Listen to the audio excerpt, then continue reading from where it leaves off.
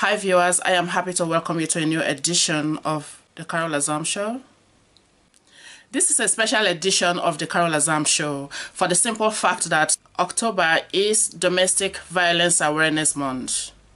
That is why I am particularly happy to focus on this topic this week. I am indeed honored to welcome my special guest on the show with me to discuss the issue of domestic violence in homes.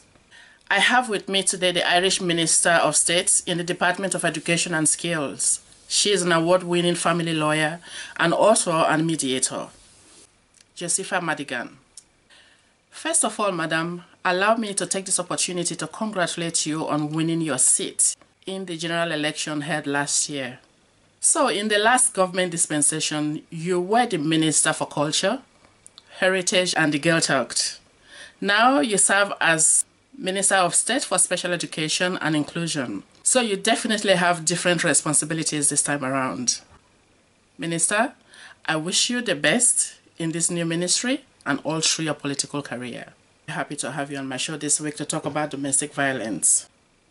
Welcome to the Carol Azams Show. So my first question, there is this notion that domestic violence is more about men physically abusing and beating up women, which is a fact. But there is more. If we look very well, women are not the only victims of domestic violence. Can you please tell us some of the most common forms of domestic violence and abuse and their consequences besides being physical? Thank you, Carol, very much. So the first question is around the different forms of domestic violence and abuse, which I'll outline now in a moment. But also you're asking in relation to whether it's women or men who are involved in domestic violence, and in the vast majority of cases it's experienced by women and men are the perpetrators, but that's not always the case. Domestic violence it can occur to men obviously as well, and it can also happen against children. So anybody in fact can be an abuser and can be abused. It can include things like coercive control. Coercive control is a pattern of intimidation, degradation, isolation and control with the use of threat or physical or sexual violence. There's also psychological and emotional abuse. You might think you've been abused. If the abuse isn't physical, it can be harder to detect, but it can have a long-lasting and serious effect on you. It can include insults, attempts to scare you, isolate you or control you. It can include things such as constant criticism, restricting your financial independence, having your things destroyed, being controlled by someone else, being always put down, isolated.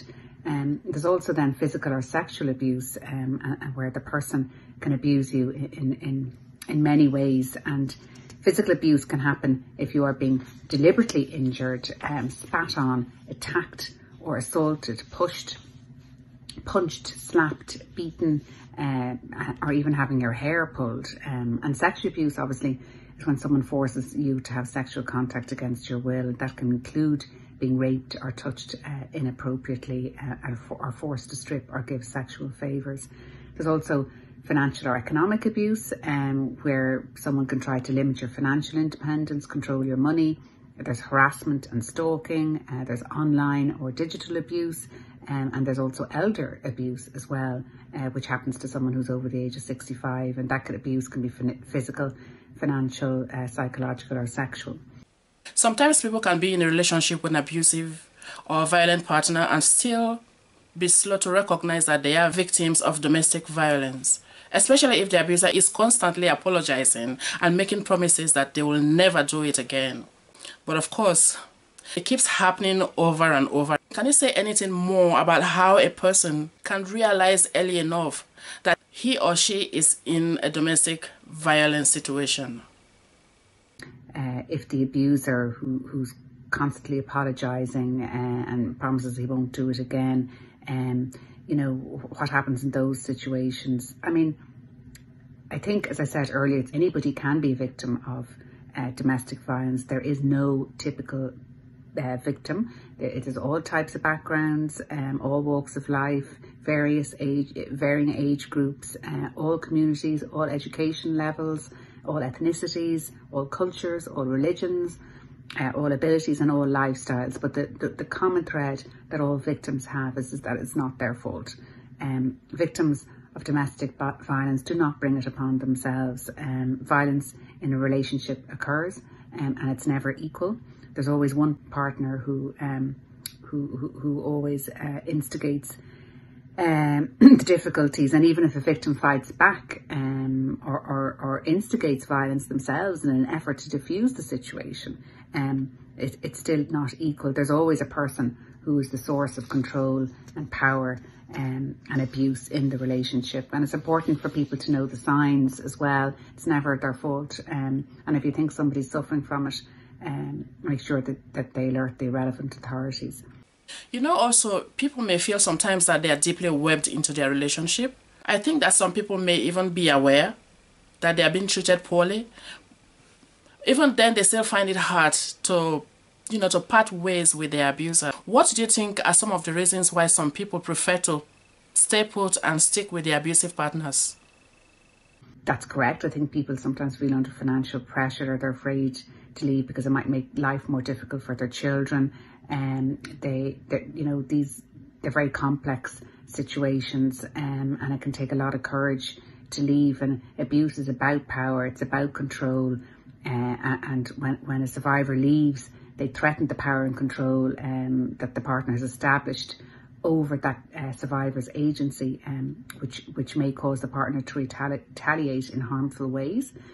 So as a result, leaving might present dangers for survivors of abuse, and there's many reasons why people can stay. Fear is obviously an overriding one. Normalised abuse, thinking that that's something they grew up with, that it's normal, and not being able to identify the fact or recognise the fact that their partner's behaviour is in fact unhealthy or abusive. Shame, they can feel ashamed and embarrassed about it, even though they shouldn't. And remember that blame shifting is a common tactic that the partner may use, and can reinforce a sense of responsibility for their partner's abusive behaviours. And intimidation as well.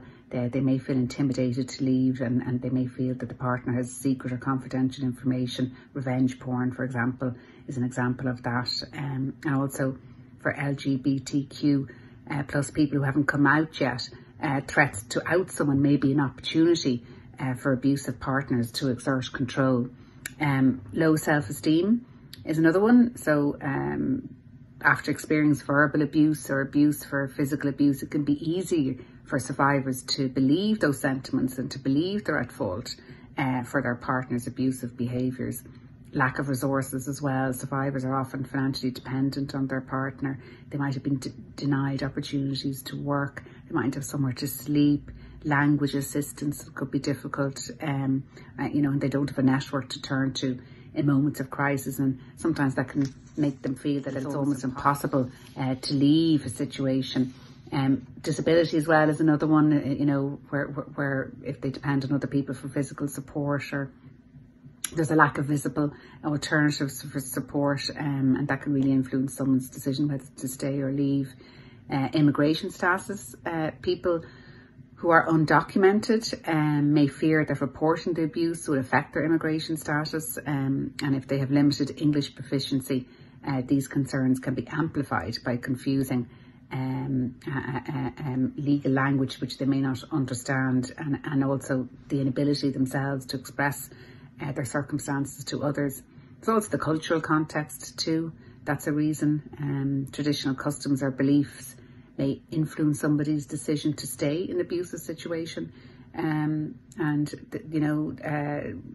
think that's something that needs to be looked at and considered. And children as well. Many survivors don't want to leave children behind them, or they feel guilty or responsible for disrupting the family, the familial unit. So again, that's something that needs to be looked at as well. And love as well. Even though somebody's causing them harm, survivors can still have strong, intimate feelings for their abusive partner, and they might have children together, as I said, and the person abusing them could simply be charming, especially at the beginning of a relationship, and the survivor may hope that the partner will return to being their normal person. Okay, if we look at other types of criminal behavior, men are more likely to committing the major crimes. But in terms of domestic violence and abuse, it goes both ways, right? Because both men and women can have a lot of aggressive behaviors, which means that either of them can become victims of abuse in the hands of their male or female partners.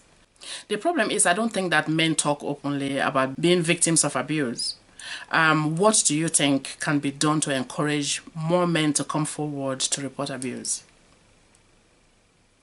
The National Office for the Prevention of Domestic Sexual and Gender-Based Violence says 15% of women and 6% of men suffer from domestic abuse. 29% of women and 26% of men suffer domestic abuse when severe abuse and minor incidents are combined. 13% of women and 13% of men suffer physical abuse or minor physical incidents, so that's equal. And 29% of women, which is 1 in 3, and only 5% of men, which is 1 in 20, report to the Gardaí. So that's quite alarming. We need to get more people to report domestic abuse. And men have exactly the same rights as women, and so they should, to be safe in their own homes. And all statutory services like the Gardaí, the courts and the social services have a duty to provide services to all, whatever their gender.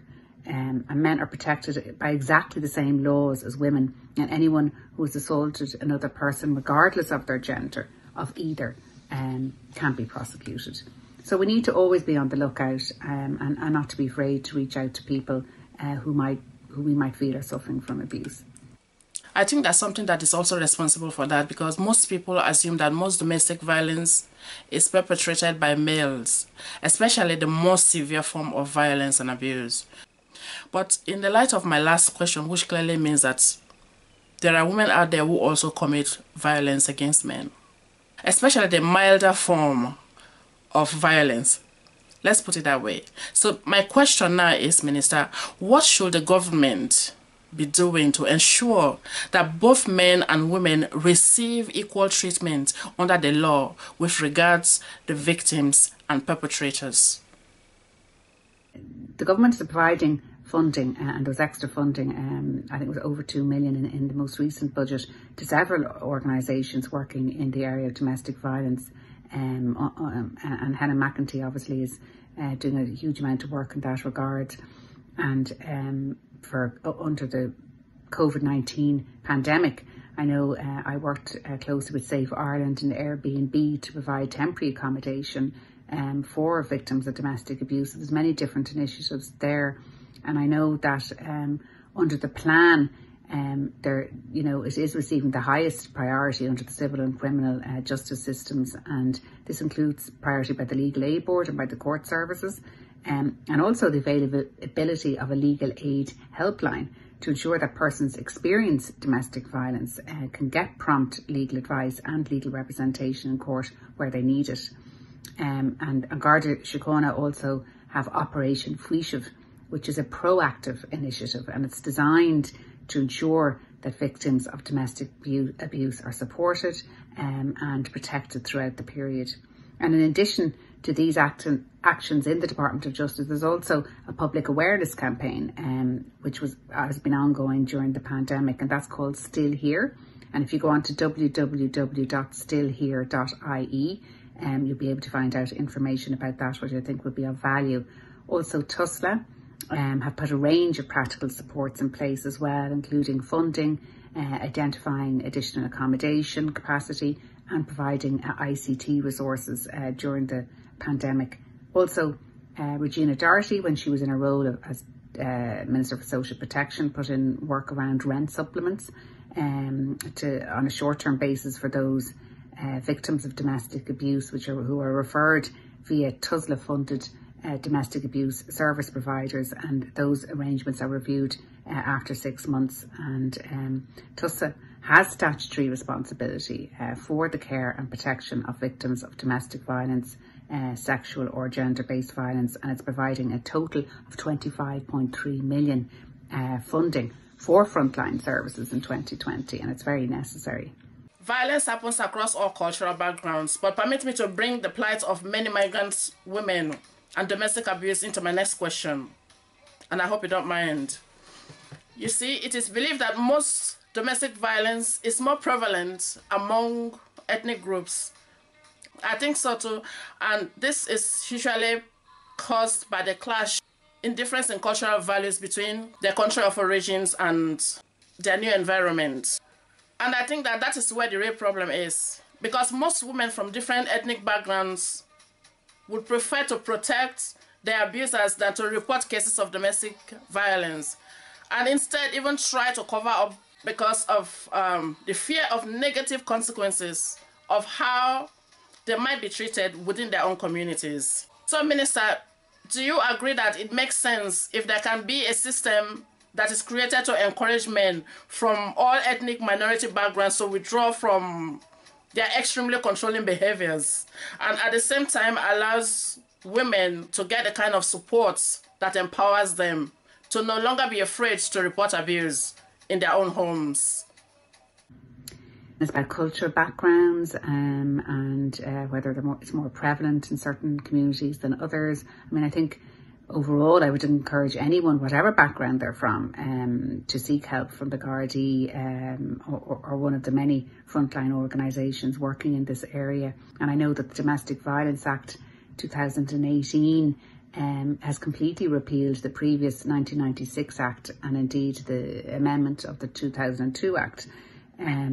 And it has radically changed the law. And one of the things that it has done, which I think is very good, is it's brought in around e-communication. So, for example, if somebody a perpetrator of a victim who's received a safety order or a barring order texts that person, even if it's a benign text and not a threatening text, they can actually be arrested. So e-communications are banned. They've also stopped the cross-examination of children, which I think is a good thing. And also you can bring a domestic violence support worker into the court with you, which is of use. I was a family lawyer for 20 years before I was in politics, so I worked a lot in the area of domestic violence. And I think the fact that this act introduces a new new offence of coercive control of a spouse, of a civil partner or an intimate partner is very much to be welcomed. And I explained what coercive control is earlier on. There's 4 different types of protection that the court can provide. There's a barring order, an interim barring order, a protection order and a safety order. And a barring order lasts for about 3 years, and that's to keep somebody away from the family home where there's a threat of violence. The interim barring order is only given in exceptional circumstances where you're waiting for the full hearing of a barring order. That also requires that the perpetrator has to leave the family home immediately. And then the protection order is a temporary safety order, which is granted when a person applies for a safety order or a barring order. And I would have always, I can't give advice now as a lawyer, but usually people will go down to the district court family law office and they can straight away start that process.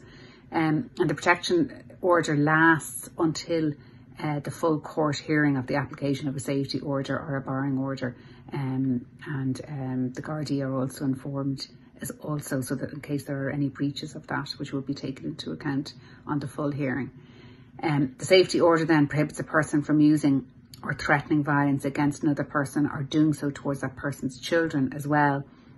If the alleged perpetrator does not live with the victim, it will bar him or her from watching or being near the victim's home. However, it doesn't oblige the alleged perpetrator to leave the family home, and that lasts, that safety order, for up to 5 years. So the safety order is 5 years, but the person doesn't have to leave the home, whereas the barring order is 3 years, but the person does have to leave the home. So that's the difference. And then the interim barring order or a protection order in the meantime, pending a full hearing. My next question would have to do with the coronavirus and domestic violence. We've seen a lot of reports, not only in Ireland, but in many other countries as well, indicating dramatic increase in domestic violence during this COVID-19 pandemic, when families are spending more time together. What can you say about that? The dramatic increase in domestic violence during COVID-19. And you know, it's evident that there has been a very big increase. You know, there are always a minority, and they are a minority, I will stress, who use these applications for mischievous circumstances. But, you know, the courts and the judges will be very savvy to that. So all of the facts and evidence have to be taken, you know, into consideration. But the Gardaí have reported an increase of 24% in domestic abuse related calls in the year to date. And they've also had seen breaches of the domestic violence orders up by 10% in comparison to the same period of last year. And also formal notifications to TUSLA have increased by 18%. And that information is coming from the Gardaí themselves. And they say they've witnessed a lot more incidents during COVID-19, which is really troubling. I mean, it's one of the first things that I raised at Cabinet when I was at Cabinet, you know, was domestic violence, addiction and mental health, really. I mean, there are things that are just prevalent during this really difficult time. And I think the fact that we have a very strong plan now from this government to tackle domestic violence is a positive thing, because it's really, really necessary. One last question, Minister. What would be your message to the people that are suffering domestic violence around the world, and particularly in Ireland? Where can people get help from? Where people can seek help. There are a number of different organisations around the country. There's absolutely plenty of help there for people, both nationally and locally across the country. And I'd really urge people to contact them if they need to. There's the HSE Elder Abuse Services. There's a male advice line. There's Men's Aid, which is a confidential helpline for men who experience domestic violence. There's the Rape Crisis Helpline, which is operated by the Dublin Rape Crisis Centre. And there's Women's Aid 24-hour national free phone. So all of those are available, and there are about 38 domestic abuse services located in towns right across Ireland. All of these services are free. All of these services are confidential. And you know, if you're in any way experiencing abuse, you're not alone. There is help there. Please contact these people, because everybody has the right to live free of violence and abuse. And taking that first step, like picking up the phone, can be really daunting and scary, and I really understand that. But the staff in these domestic abuse services are trained to listen and are there to respond to your needs, and won't press you to make any decisions that you don't need to have. Minister, it's been a pleasure having you as my special guest this week on the Carol Azams Show. Thank you so much, and God bless. And thank you, Carol, very much having me on your show to discuss this really important topic. And I wish you best of luck in the future with the Carol Azams Show. Thank you. So viewers, we've come to the end of yet another edition of the Carol Azams Show. I want to thank you for spending your time with us. As you know, we have been discussing the issue of domestic abuse this week. If you know someone, or if yourself is suffering domestic abuse in your own home, please do not suffer in silence. Speak up. There's a lot of help out there. Speak to someone, seek help, and please be safe. Until I come your way again next time, it's goodbye from me.